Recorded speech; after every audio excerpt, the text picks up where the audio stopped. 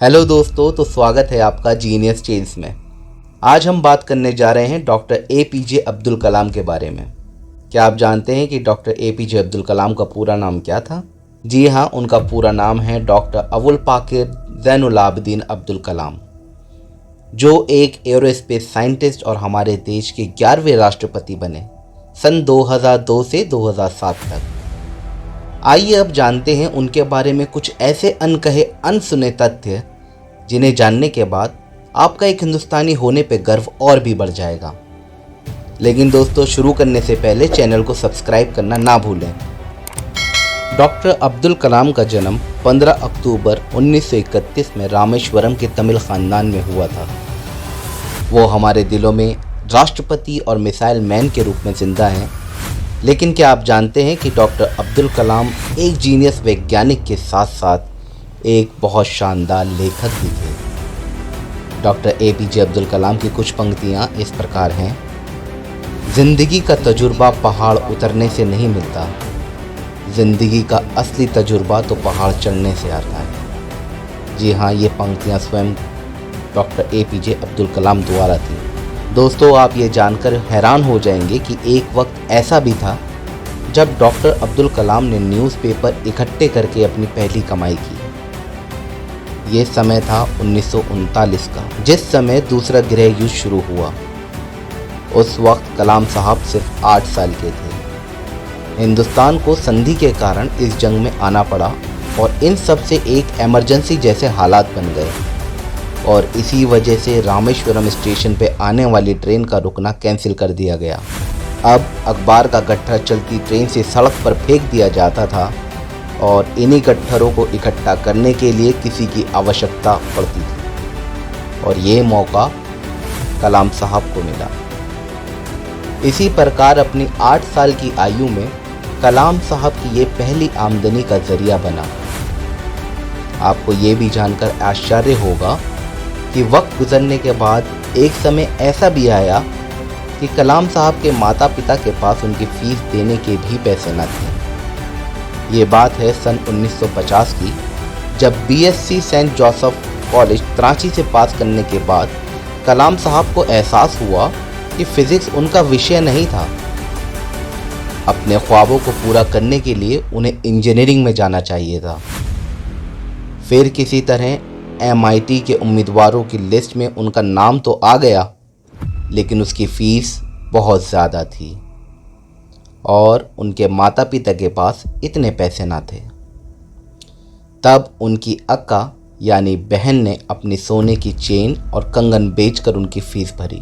अपनी बहन का ये यकीन और भरोसा देखकर अब कलाम साहब पानी पानी हो रहे थे। उन्होंने जी जान से खूब मेहनत करी और एरोनॉटिक्स इंजीनियरिंग पूरी होने के बाद कलाम साहब के पास 2 विकल्प आए।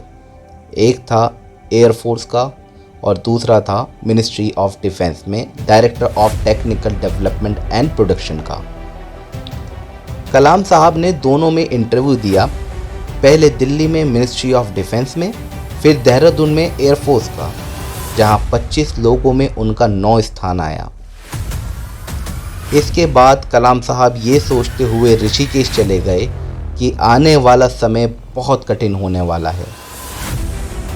गंगा में स्नान किया और स्नान करने के बाद चलते चलते शिवानंद आश्रम जा पहुँचे, जहां उनकी स्वामी शिवानंद महाराज से भेंट हुई, जहां कलाम साहब ने उन्हें बताया कि वो शायद अब एयरफोर्स में भर्ती ना हो पाएँ।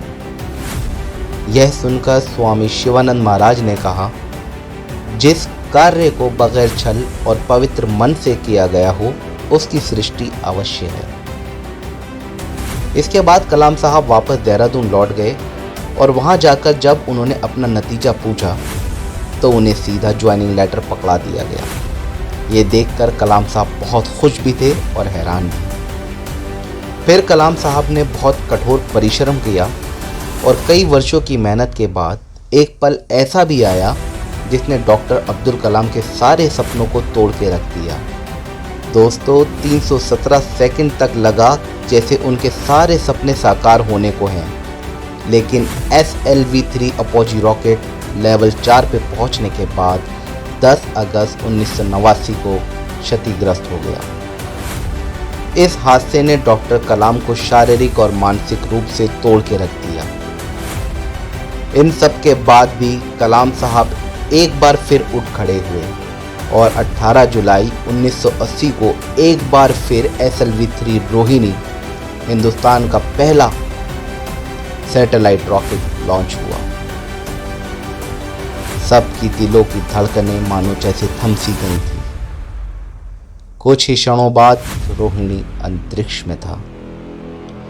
ये पल डॉक्टर अब्दुल कलाम और सारे देश के लिए एक बहुत ही महत्वपूर्ण पल था और जैसे ही डॉक्टर अब्दुल कलाम अपने कैबिन से बाहर आए, पूरे स्टाफ ने उन्हें कंधों पर उठा लिया। अब हिंदुस्तान भी उन चंद देशों में से था जिनके पास सैटेलाइट लॉन्च की क्षमता और काबिलियत थी।